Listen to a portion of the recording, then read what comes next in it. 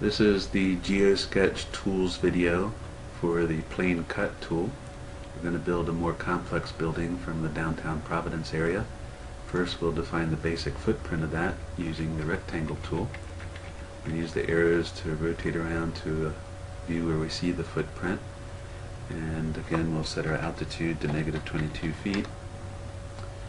And when the first edge of the rectangle is important to get it oriented properly, so you make sure that that lines up on the edge in this view. You can't quite see the corner, but that's okay, we're just approximating the footprint. And now we'll extrude the height, but this is going to change as we converge on our building. So we move these faces so we get the corners to line up.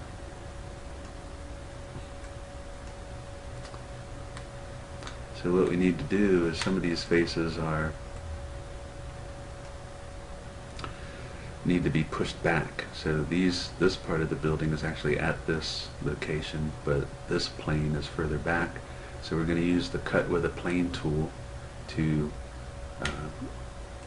cut some of these faces. And this back face, we've got a lot of obscuring, so we'll have to do something about that by using the texture face tool. But for now we're just focusing on the cut with a plane tool. With the plane cut tool, you just grab an edge, and then whichever face you pull that edge into is going to create a plane that cuts the face normal to the face. And then when you release it, it creates a new edge there, which means that with the push-pull tool you have two different faces and you can move the one back. So we're going to do that on all the faces of this building. So we'll again use the cut with a plane tool. We're going to build the edge parallel to this bottom edge and position it here. And over here we'll position it about right there. And over on this side we'll position it at this, right above this arch, right about here. Now up at this level of these towers, we're going to cut it all the way around. So there's an option with the plane cut tool. If we hold down the control key, it's going to cut all the adjacent faces. So it would be, it depends on how much fidelity you want to put into your model as to how much detail you put on those spires.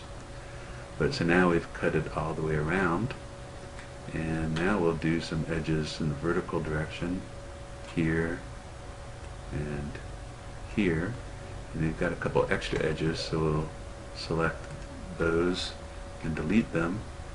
And so what this results is kind of a U shape on the front of that building. And do the same thing here. I have a keyboard shortcut for the cut with a plane tool, and position this edge and this edge, and then delete the extra edges. That center one up there, and then the outside ones down here. And then do that same thing on this face, here and here. And then select these edges, delete that one, delete that one, that one. So now we've separated out those faces, and you can use the push-pull tool to move those in. And again, we seek to get convergence where the corners line up. You can do the same thing over here. Off there. So now we're going to continue cutting these faces, and with the control key, so we'll use the keyboard shortcut. We want to build an edge parallel to this, and hold down the control key, and it's cutting all the adjacent faces all around. There's also the Alt key, which in this case doesn't mean altitude. You can think of it as meaning alternating, because if it's getting every face that's parallel to this one, and if you have 90-degree corners, that basically means it's getting every other face. So up here at the top we want to cut the two opposing faces, so we cut it there. Go back to the push-pull tool and take this face and move it back to there. And this one to move it back to here. And then we'll use our cut with the plane tool again. And this time we'll hold down the control key because we want to cut it all the way around there at that level. Push-pull tool. which the keyboard shortcut is the T. Move those faces in. And let's see, move that one a little too far. There. And then we can use it one more time. Hold down the control key, cut all the way around, and do that last set of faces.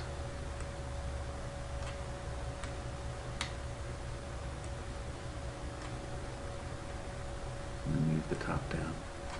And around the back,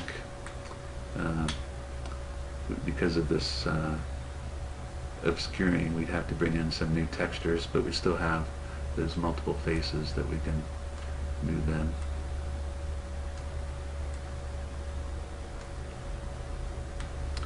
So that's the basic functioning of the Plane Cut tool. And the Plane Cut tool is, we've made it available free of charge, so it's not encrypted, and it's set up so that you can set it to be a standalone plugin. If you look inside the code for the parallel plane tool, it has instructions for how to install it independently of GeoSketch, so that you can use it outside of GeoSketch. And it has a help. If you right click, it gives you a reminder of what the various keys do. So no key is you're just going to cut a single face. If you hold down the control key, you're going to cut all the adjacent faces. If you hold down the Alt key, you're going to get all the parallel faces. And if you click on one of those, it just explains that with the Alt key, adjacent faces parallel to the selected face are split. And then, because nothing is free in this world, there's an advertisement for GeoSketch. If you select on this, it'll take you to the website for the GeoSketch product.